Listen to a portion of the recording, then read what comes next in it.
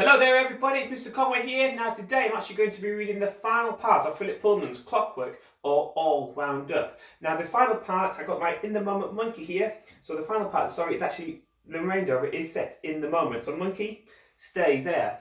What's happened just before this part is Gretel went over to see Fritz, who's a storyteller, and to ask Fritz, well, how does this crazy story end? Fritz then admitted that actually he doesn't know, and he only started the story and didn't write an ending to it. He just wound the story up and let it go. In the meantime, Carl was in the tavern and he saw the clockwork Prince Florian and decided he'd rather have that clockwork in the clock tower instead of Sir Ironsole. So Carl picked up Prince Florian, took him to the clock tower and bolted him into the mechanisms that are up there for when the clock would chime. He then came back to the tavern where Sir Ironsole was hidden under a canvas to keep the dust off him, and as he entered into the tavern, the black cat Putzi jumped up next to him, made him jump, and Carl then exclaimed, "What the devil?" And it was at that cursed word when Sir Ironsole came out the canvas and went to attack Carl. Carl was too frightened to know what to do, and he couldn't remember the tune. His lips were too dry, and he just stood there and waited for his fate. We'll carry on. So this is the final part. When Gretel got back to the inn, she heard Putzi meowing inside and said as she opened the door, "How did you get in here, you silly cat?"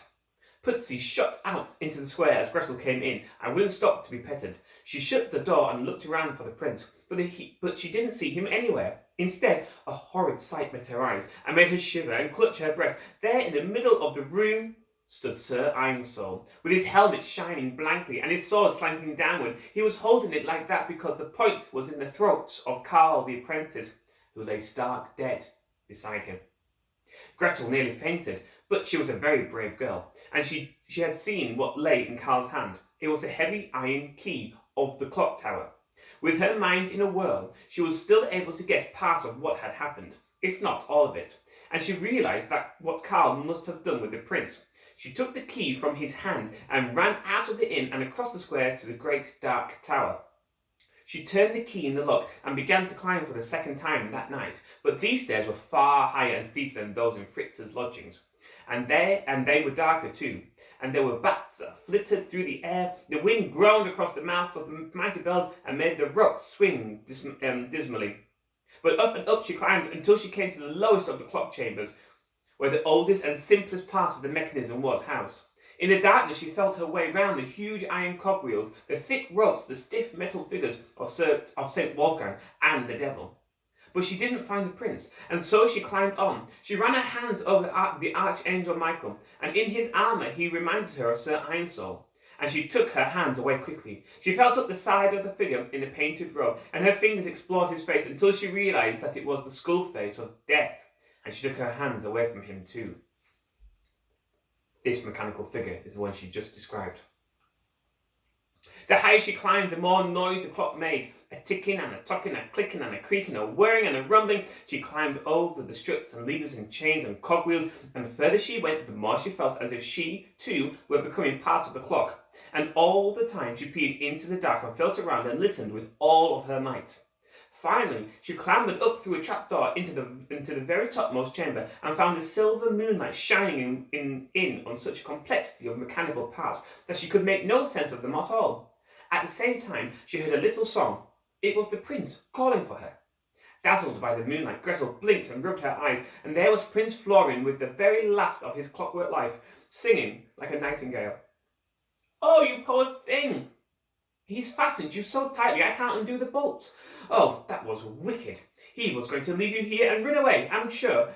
What's the matter with you, Prince Florian? I'm sure you'd tell me if you could. I think you're ill. That's what the trouble is. I think you need warming up. You're too cold. But that's hardly surprising, seeing what they've done with you.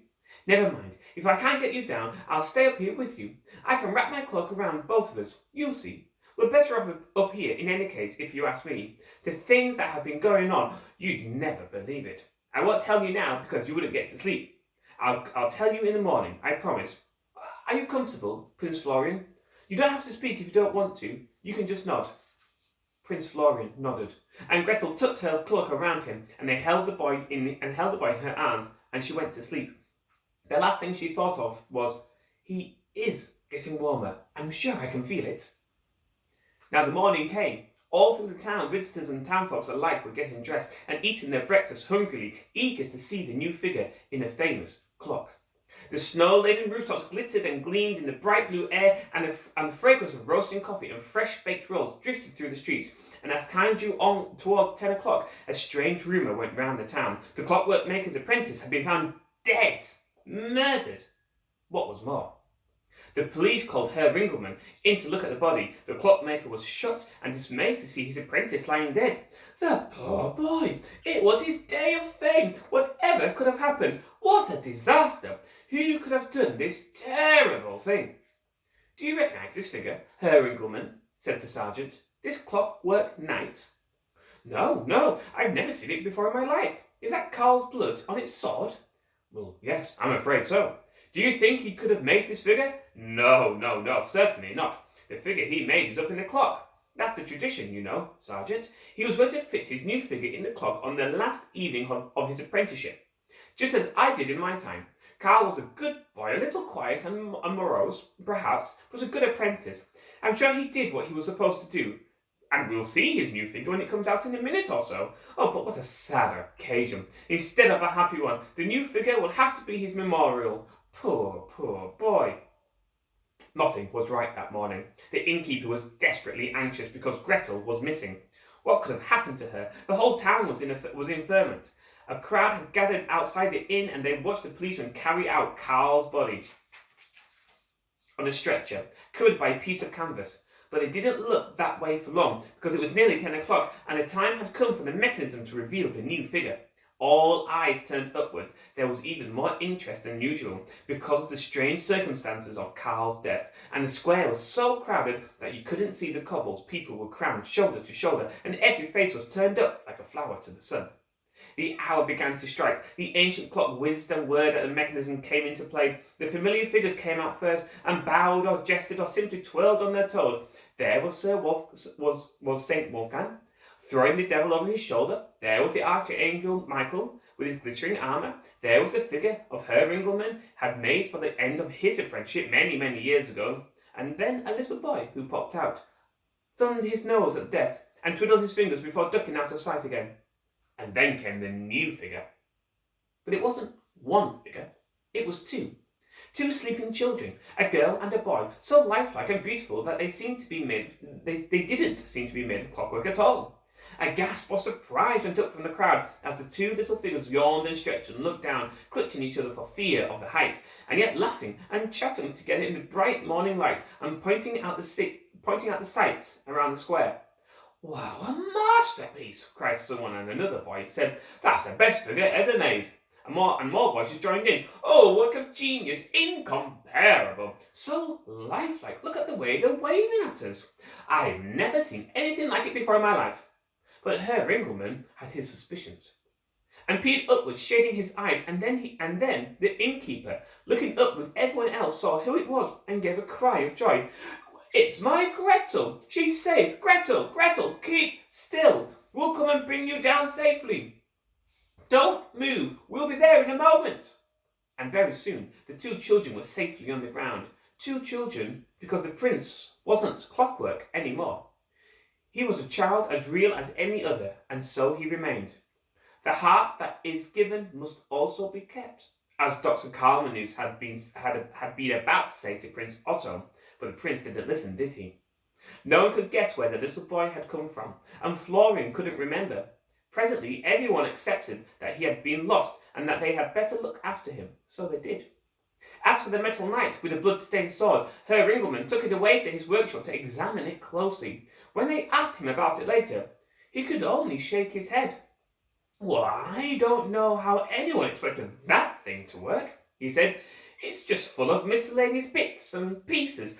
They're not even connected up properly. Broken springs, wheels with cogs missing, rusty gears, worthless rubbish. All of it. I do hope Karl didn't make it. I thought better of him than that. Well, my friends, it's just as a mystery, and I don't suppose we'll ever get to the bottom of it." Nor did they, because the one person who might have been able to tell them the truth was Fritz. And he had been so badly scared that he'd left the town before the sun rose, and he never came back.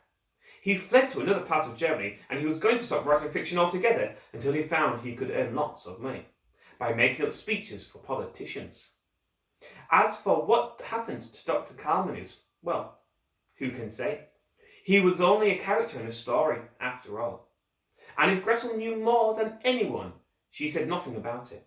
She had lost her heart to the prince and kept it too, which was how he came to be turned from Clockwork into a boy. So they both lived happily ever after, and that was how they all wound up.